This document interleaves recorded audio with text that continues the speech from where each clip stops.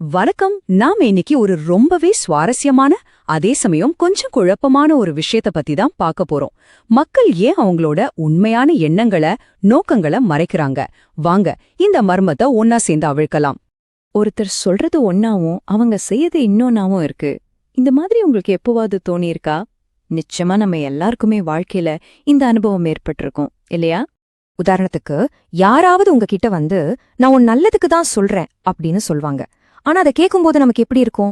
நம்மள யாரோ ஜட்ஜ் பண்ற மாதிரியும் நம்மள குறைச்சு மதிப்பிடுற மாதிரியும் ஒரு ஃபீலிங் வரும். இந்த ஒரு குழப்பமான உணர்வு தான் இன்னைக்கு நாம பார்க்க போற விஷயத்தோட மையப்புள்ளி. சரி, இதுக்கான துப்பு என்னன்னு பாப்போம். அதுதான் சமூக ரீதியாக ஏற்றுக்கொள்ளக்கூடிய ஒரு கதை. சிம்பிளா சொல்லணும்னா, நாம ஏன் எப்போதுமே ஒரு நல்ல சுத்தமான கதையை நமக்காக உருவாக்கிக்கிறோம்? அதுக்கு காரணம் நம்மளோட உண்மையான எண்ணங்களை நாம எப்போதுமே நேரடியா வெளியே சொல்றதில்ல. ஏன்னா நம்மளோட உண்மையான நோக்கங்கள் அதுங்க பல சமயம் கொஞ்சம் குழப்பமா, சில சமயம் சுயநலமா, இல்லனா ரொம்ப சங்கடப்படுத்துற மாதிரி இருக்கலாம். சொல்லப்போனா நம்ம எல்லாருக்குள்ளேயும் ஒரு டார்க் சைடு இருக்கு. அந்த எண்ணங்களை அப்படியே வெளியே சொன்னா சமூகத்துல அது பெரிய பிரச்சனையை உண்டாக்கும் இல்லையா?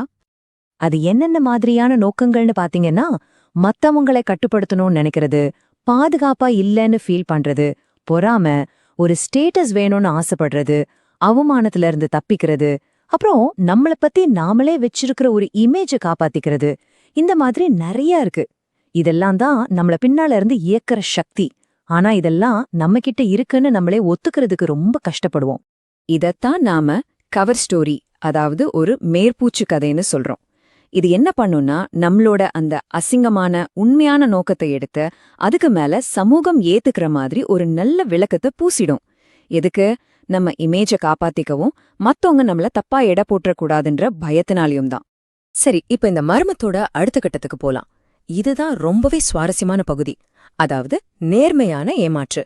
இதுல என்ன ஒரு ஆச்சரியம்னா, இந்த மாதிரி தன்னோட நோக்கத்தை மறைக்கிறவங்க அவங்க பொய் சொல்றதா நினைக்கவே மாட்டாங்க. இங்க ஒரு அருமையான மேற்கோள் இருக்கு. நாமளே நம்புற பொய்கள் தான் மத்தவங்கள நம்ப வைக்கிறதுல ரொம்ப சக்தி வாய்ந்தது. இதுக்கு என்ன அர்த்தம்னா, ஒருத்தர் பேசும்போது ரொம்ப நேர்மையா, உண்மையா பேசுற மாதிரி தெரியலாம். ஆனா அவங்க சொல்றதுதான் உண்மையான நோக்கமா இருக்கணும்னு அவசியம் இல்ல. ஏன்னா அவங்களே ஏமாத்திக்கிட்டு இருக்கலாம். அந்த அளவுக்கு இந்த சுய ஏமாற்றுதல் ரொம்ப பவர்ஃபுல். இந்த சுய ஏமாற்றுதல் எப்படி நடக்குதுன்னு ஒரு 4 ஸ்டெப்ல சுலபமா புரிஞ்சுக்கலாம். ஸ்டெப் 1, நம்ம மனசுல பொறாம மாதிரி ஒரு உண்மையான நோக்கம் உருவாகுது. ஸ்டெப் 2, உடனே நம்ம மூளை அதுக்கு பதிலா அக்கறை மாதிரி ஒரு நல்ல சுத்தமான காரணத்தை கண்டுபிடிக்குது. ஸ்டெப் 3, அந்த நல்ல காரணம் தான் உண்மைன்னு நாமளே நம்ப ஆரம்பிக்கிறோம். ஃபைனலா ஸ்டெப் 4, நாம கண்டுபிடிச்ச அந்த புது கதைய முழுசா நம்பி ரொம்ப நேர்மையா நடந்துக்கிறோம். இப்போ நாம ரொம்ப முக்கியமான ஒரு கட்டத்துக்கு வந்திருக்கோம். ஒருத்தரோட உண்மையான கதைய எப்படி கண்டுபிடிக்கிறது?